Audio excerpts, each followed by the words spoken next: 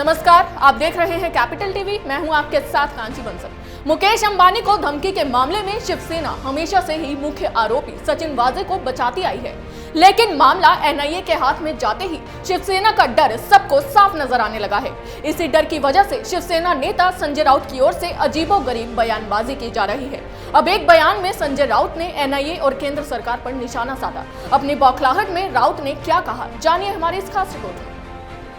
एंटीलिया बम कांड मामले में मुख्य आरोपितों में से एक सचिन वाजे को बेहद ईमानदार और योग्य अधिकारी बताकर क्लीन चिट देने के बाद अब शिवसेना नेता संजय राउत ने राष्ट्रीय जांच एजेंसी यानी एनआईए पर संदेह जताया है। इतना ही नहीं, संजय राउत ने एनआईए पर कई आरोप भी मढ़े हैं, लेकिन एंटीलिया मामले में संजय राउत के सभी बयान उनकी बौखलाहट और डर को दर्शा रहे हैं।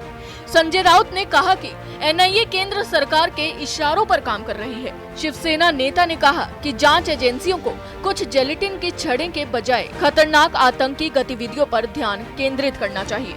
गौरतलब है कि संजय राउत की ओर से ऐसी ही बयानबाजी सुशांत सिंह राजपूत मामले में भी सामने आई थी। जब मुंबई पुलिस सुशांत केस पर नाकाम रही तो पूरा मामला सीबीआई को सौंप दिया गया और उस वक्त भी शिवसेना की बौखलाहट का मंजर देखने को मिला था। अब एनआईए पर आरोप लगाते हुए राउत ने कहा कि सभी जानते हैं कि एनआईए, प्रवर्तन निदेशालय, सीबीआई किसके इशारों पर काम कर रही है। एनआईए पर सवाल उठाते हुए राउत ने कहा कि पिछले कुछ सालों में एनआईए ने क्या हासिल किया है। एनआईए का काम आतंकवादियों के बीच सांठगांठ को तोड़ना है। बताइए, उरी आतंकी हमले, पठानकोट आतंकी हमले और पुलवामा हमलों के बाद एनआईए ने क्या किया है? क्या उन्होंने कोई रिपोर्ट प्रस्तुत की है? हालांकि संजय राउत ने ये भी स्वीकार किया कि मुंबई पुलिस ने एंटीलिया बम मामले को संभालने में गंभीर गलती की है। उन्होंने कहा कि ऐसी गलतियां भविष्य में दोबारा नहीं होंगी। उन्होंने कहा, ये सच है कि ऐसा कुछ नहीं होना चाहिए था।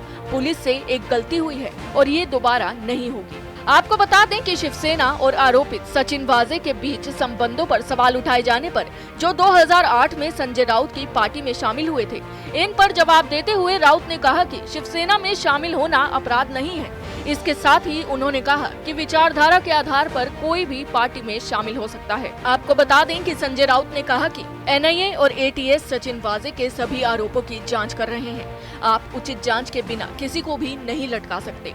अगर कोई गलत काम किया है तो सचिन वाजे को सजा दी जाएगी। क्या शिवसेना का सदस्य होना गुनाह है? दिलचस्प बात तो ये है कि राउत का ये बयान ऐसे समय में आया है जब वाजे ने कबूल कर लिया कि वो मुकेश अंबानी को दी गई बम वाली धमकी षड्यंत्र का हिस्सा थे। वो इस पूरे षड्यंत्र का एक बहुत छोटा सा हिस्सा थे और बड़े खिलाड़ी शिवसेना के वो नेता हैं जिनका उन्होंने नाम लिया है। अभी के लिए बस इतना ही। आप देखते रहिए कैपिटल टीवी। नमस्कार। अगर आपको हमारा वीडियो पसंद आया हो तो इसे लाइक करें, हमारे चैनल को सब्सक्राइब करें और हाँ, बेल आइकन दबाना ना भूलें ताकि आप तक हमारे वीडियो की नोटिफिकेशन पहुंचती रहे। आप अपना सुझाव हमें कमेंट बॉक्स में दे सकते हैं। हमारे साथ जुड़ने के लिए शुक्रिया।